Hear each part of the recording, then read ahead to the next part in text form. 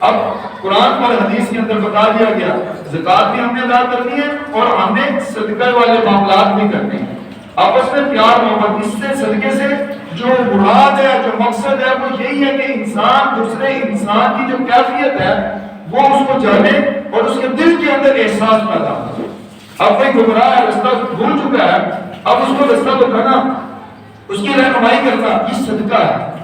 اس کو نیکی ملے گی۔ اس کے اندر احساس پیدا ہوا کہ میرا یہ مسلمان بھائی بھٹک چکا ہے، تو میں نے اس کو راہ راست پر، اس کو سیدھا رستہ بتانا۔ اب ہم نے زکوٰۃ ادا کرنی کس کو؟ ہم جو امیر لوگ ہوتے ہیں اور غریبوں میں بھی ہے، امیر لوگوں کا یہ وتیرہ ہے، ان میں جب ٹیکس دینا ہو تو کسی نہ کسی وکیل سے رہنمائی لیتے ہیں کہ میں نے یہ ٹیکس ادا کرنا ہے، اتنی میرے پاس پراپرٹی، خود نہیں نکالتے ٹیکس، بلکہ کسی وکیل سے رہنمائی لیں گے، کسی وکیل کو ہائر کریں گے، پھر اس کا ٹیکس بتائے گا اتنا تم نے ٹیکس ادا کرنا۔ اور غریب کو جب کسی چیز کی ضرورت ہو، جہاں سے بھی ملنی ہو،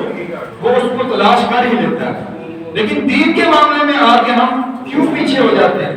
ہم اپنی مرضی کیوں کرتے ہیں؟ جب زکوٰۃ ادا کرنے کا حکم دیا گیا تو ہم اس میں کیوں غور و فکر نہیں کرتے کہ میں جو زکوٰۃ ادا کرنے لگا ہوں، جس کو میں یہ زکوٰۃ دینے لگا ہوں، اور مستحق ہے بھی یا نہیں ہے، ہم اس کے بارے میں غور و فکر ہی نہیں کرتے۔ میری زکوٰۃ 10,000 بنی، 20,000 بنی، میرا دل کیا جو بھی آیا لینے کے لیے میں نے اسے دے دی،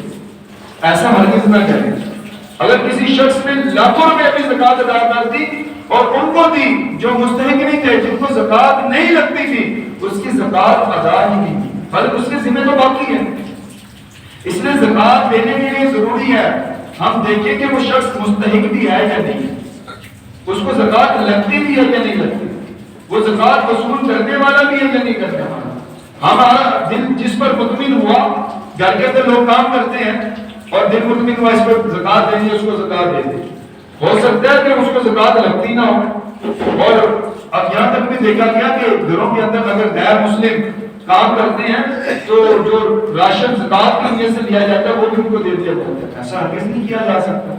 وہ ذمہ باقی رہتا ہے۔ آپ نے جب مستحق کو اس کا حق ادا نہ کیا، کسی غیر مستحق کو دے دی زکوٰۃ، تو آپ نے جتنی بھی زکوٰۃ دی ہے، چاہے 1 روپے چاہے 1 لاکھ ہے، وہ آپ کے ذمہ باقی رہے گا۔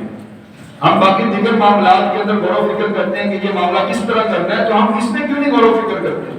ہمیں چاہیے کہ ہم اپنے علماء کرام سے سیکھیں، ان سے رہنمائی لیں کہ میری اتنی زکوٰۃ بنتی، یہ چیزیں ہیں، اس کے اوپر بتائیں کہ زکوٰۃ لگتی ہے یا نہیں لگتی، میں زکوٰۃ ادا کروں تو کتنی ادا کروں،